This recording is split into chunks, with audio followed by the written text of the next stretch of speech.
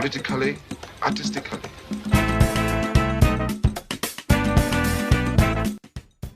Alors bonjour à tous et bienvenue sur la chaîne History of Africa.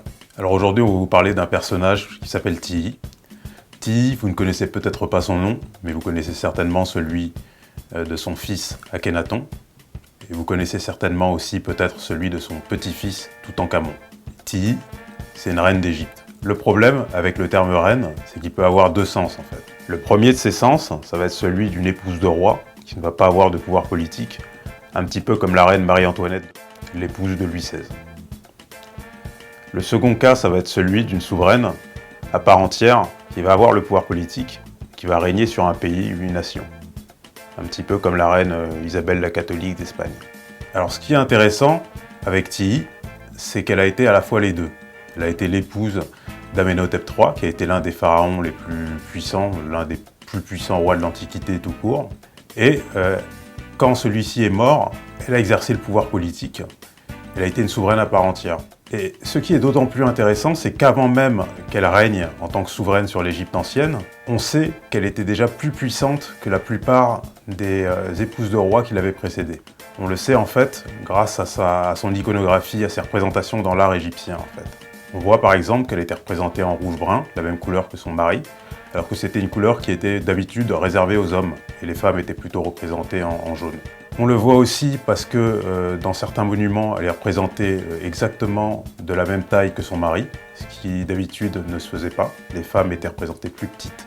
Pour donner un parallèle avec aujourd'hui, c'est un petit peu comme si dans toute l'histoire des États-Unis, le président, sur ses portraits officiels, s'était représenté seul, et que le nouveau président, Donald Trump par exemple, s'était représenté avec sa femme Melania pour montrer qu'elle avait un pouvoir aussi important que le sien. Donc ça vous donne une idée de l'importance du personnage. Ensuite, un autre élément qui nous permet de savoir que Tiyi était différente, était importante, c'était le fait qu'elle soit représentée comme un sphinx en train de massacrer des ennemis. D'habitude, ça ne se faisait pas pour les reines. C'était de la propagande royale qui était réservée aux rois. Pour faire un parallèle avec aujourd'hui, c'est un petit peu comme si vous aviez Melania Trump sur Twitter en train de menacer d'envahir l'Iran ou la Corée du Nord. Donc vous l'aurez compris, Tiyi c'était un personnage extraordinaire. Elle l'était d'autant plus qu'elle a vécu à une période extraordinaire. Elle a vécu à l'époque de l'apogée de l'art et de l'architecture égyptien ancien, le règne d'Amenhotep III. Elle a vécu à l'époque de l'émergence du monothéisme dans le monde. Et elle a vécu à l'époque d'une peste qui a ravagé l'Égypte ancienne et le Moyen-Orient, et dont elle est peut-être morte.